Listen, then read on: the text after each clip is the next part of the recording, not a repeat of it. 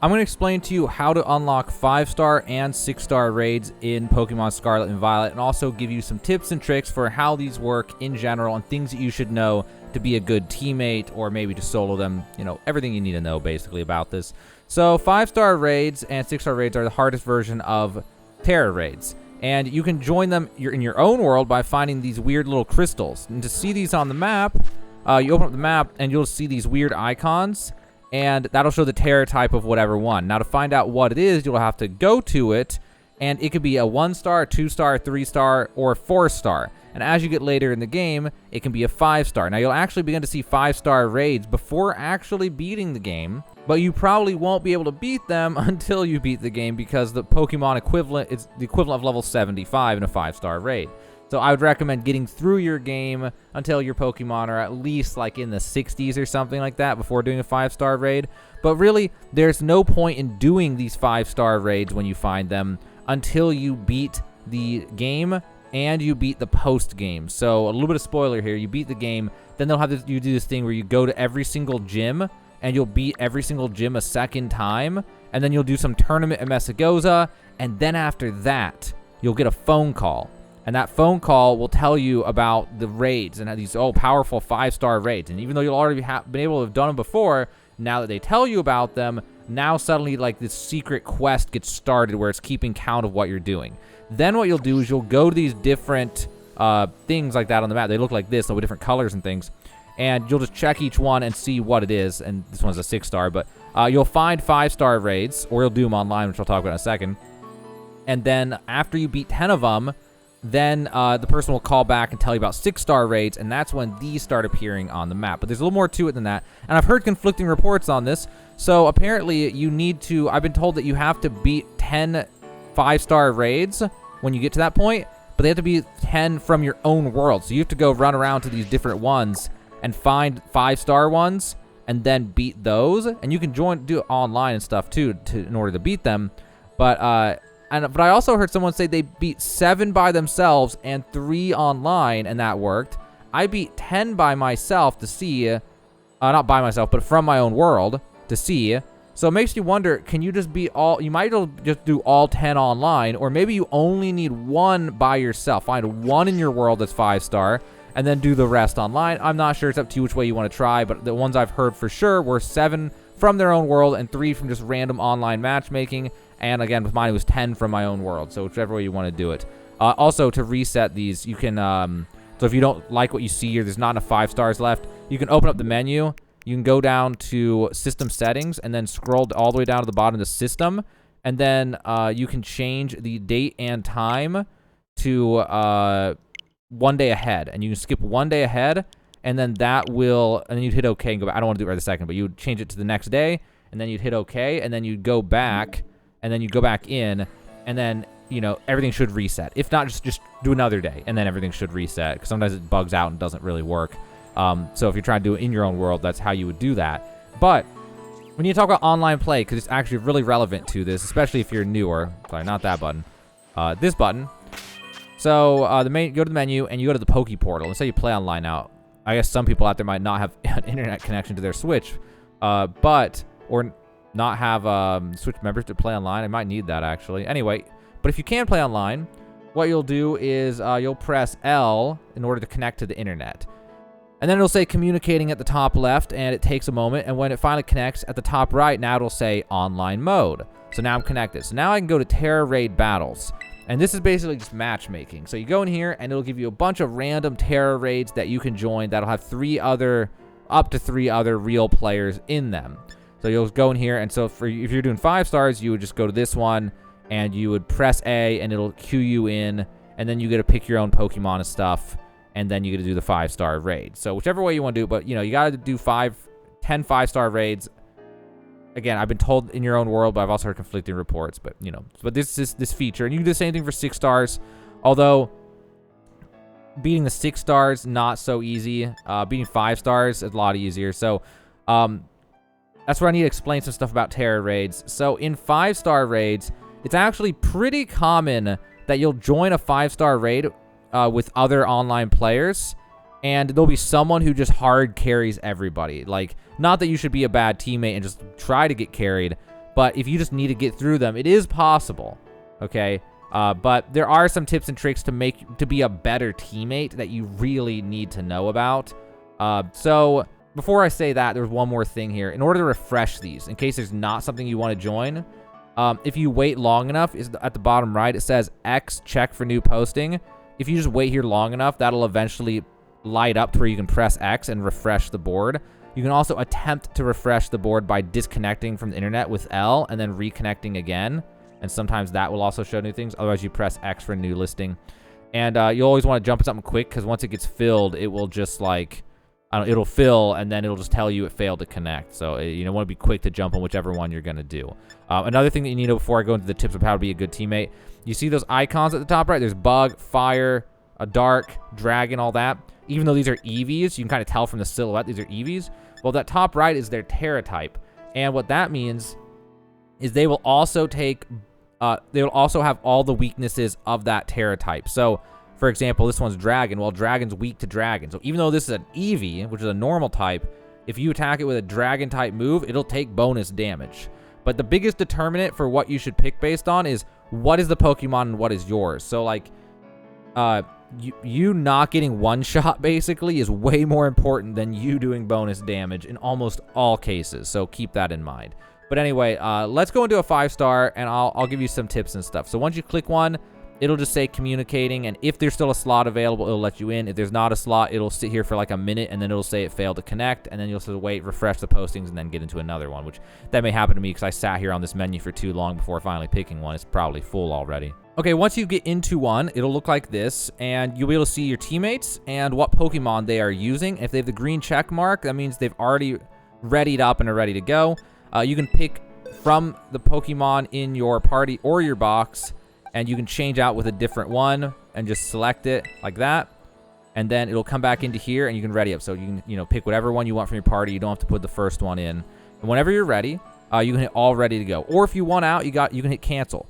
But just be aware that once you hit all ready to go, the way this game works, as far as I'm aware, there's no way out. You are just committed unless you close your game. So you're kind of stuck. But anyway, once it starts, now my Pokemon's actually insanely strong. I can probably carry this with what I'm using right now. But let's pretend that this thing I'm using is actually terrible, okay? Like, you're in this, you're level 60, and you're, like, hoping you're just going to get carried, which some people get mad, they think it's rude, whatever. Well, here's some tips in order to not be as obnoxious in this. So when you're in a raid, if someone faints, the timer goes down. So once this comes in, you'll see at the top, it's not up yet, but the Para raid boss has HP, but there's also a time limit to how much time you have to beat it. There we go. Now they're up there. And the time limit goes down over time, but also if somebody faints, it'll take away like a fourth or a fifth of that bar. So every time someone faints, that's a big deal. You do not want to faint. So if you come in here and you're just like feeding uncontrollably, then there's a trick you can do, which is in an online one, the other people's turns are gonna just keep going, so you don't have to attack. If you don't do anything for like a minute or two, it'll finally force you to attack with just a random move. But what you can do if you're like way too weak for this and you're just like holding your team back is instead literally wait for like a whole minute and then instead do a cheer to try to help them. So there's cheers, which everybody gets up to 3 of them. This one boosts everyone's attack and special defense by 1 stage. This one increases defense and special defense by 1 stage. And heal up heals them by like a third of their HP or something. So what I would do, what I personally recommend if you are way too weak and your teammates are just carrying you basically, is to wait like a minute or so and then heal up. And then just wait. Because if your Pokemon's just going to faint, you don't want, like if you're just going to get one shot and faint over and over again, then you want to minimize that as much as possible so you don't drag your team down and make them lose on battles that they should not be losing on. But if your Pokemon is good enough to battle, then, you'll try to battle like a normal battle, whatever you think is going to work against it and stuff. Also, while this was happening, you may have noticed there was some energy thing that came up and they broke it and stuff. There's terrestrializing and stuff, and that's a whole other thing that I need to talk about now. Let me skip to a different one, though, because this one's a little bit too far in for me to explain it now. So now let me give you some tips and tricks about how Tera raids work in general and how to have a little bit better of an advantage on them. Now, I'll follow up videos on this in the future, but for now, let's get in some basics here of things you need to know that you may not realize about these things. So for me explaining this, I'm also going to explain some other things first. So I'm going to do one in my own world so I can show you something else now. So there's challenge as a group, but there's also challenge alone. So if you challenge alone, it's a totally different thing. And it'll say, oh, help us arrive, now you get a full party to raid with. It'll give you non-player characters. So these are not real people. No matter what, you have to do this with three other people, so to speak. But so even if you do alone, it's still you and 3 other entities. But these are NPCs, and they're terrible. They're absolute garbage, basically. But there's an advantage to doing it alone if you have a good Pokemon, actually. Because when the NPC is faint, it does not lower that bar. So it's basically really just you and them. I mean, they do some damage, but they're basically negligible. The best thing is if you get lucky and they give, like, paralysis or confusion or something, but generally they're useless. So anyway, with that out of the way, that's what doing it alone does. There are some things you can do. Don't forget to have held items. There's berries and things you can use. It's all up to strategizing for stuff like that, which, again, I'll talk about some of that in a later video. But be aware, holding held items is important. Getting your IVs, EVs is up is important. Also, it's important to note, if you just AFK like this, the timer is going down at all times. Obviously, it goes down faster when someone faints, but it is passing at all times. And if you're doing it alone, the allies will not attack unless everyone goes in one cycle at a time when you're alone. Whereas when it's online, like I said, you can just wait here while online, and they'll all keep on doing their turn. So you can kind of use that with online play. So anyway, yeah, there's cheering, like I talked about, attack, defense, healing. But what's more important to know is that the enemy's health, when it gets low enough, they'll do this weird shield thing. And what that will do is it will put up a shield that makes them have extra defense. And then the only way to do normal damage, or even close to normal damage, is to terrestrialize. Which brings me to terrestrializing in a raid, which is not normal. So, you notice here, I can't terrestrialize at all. And that's because you can't terrestrialize in a raid until you've done damage to the enemy 3 times with a damaging move, like Drain Punch, for example. So if you do something 3 times, then you can terrestrialize. But there are a bunch of things that the enemy can do. So they can remove status effects from themselves randomly. They can also remove all the buffs that you have on yourself, like attack, defense buffs, and things like that. Those can also randomly be removed. But they tend to not do that until they're lower on HP. So generally, in the early parts, they just let you do your own thing. And then later on, they'll actually, try to do something about any status buffs you have or anything like that. Also, in raids, buffing your attack or buffing your defense or reducing their defense is very, very important for being effective. So look into abilities like Screech or Belly Drum or just anything that does like sharply increases or decreases stats is always very big.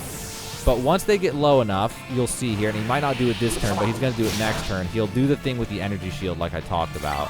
So I'm going to hit him with a close combat here with a terrestrialize, and that'll take him insanely low, and then he'll whatever. So in a solo, ideally you get him like about where he's at right now, and then try to hit him as hard as you can while you still can. And there are some cheese strats you can do, and I'll cover some of them in the next day or two. But yeah, ideally if you're going to try to do make it super easy, you just want to like get as close as you can to a 1-tap once he's at this point. But I'm not going to be able to do that with this Pokemon. Anyway, I'll take him down, and now that he's lower, below 2/3 or so, he should do the energy thing, which you'll see here in just a moment. So he'll follow up with a Cowtoe Cleave, and then he should... here we go. Energy has begun to gather around King Gambit. So now you see that bar has the energy, and now the only way to truly be effective against him is to terrestrialize. Otherwise, unless you're hitting like an actual truck, you're not going to do a whole lot of damage. But either way, and he also reduced my status effects right there. So in this particular case, I am screwed on this, which I don't need to explain right now because it's a 6-star tech. What's going on in my raid right now that I'm talking about. But that's like the basics of the raid. That's like pretty much everything you need to know about the raid and how it works. I'm not sure that there's much else to tell you, really.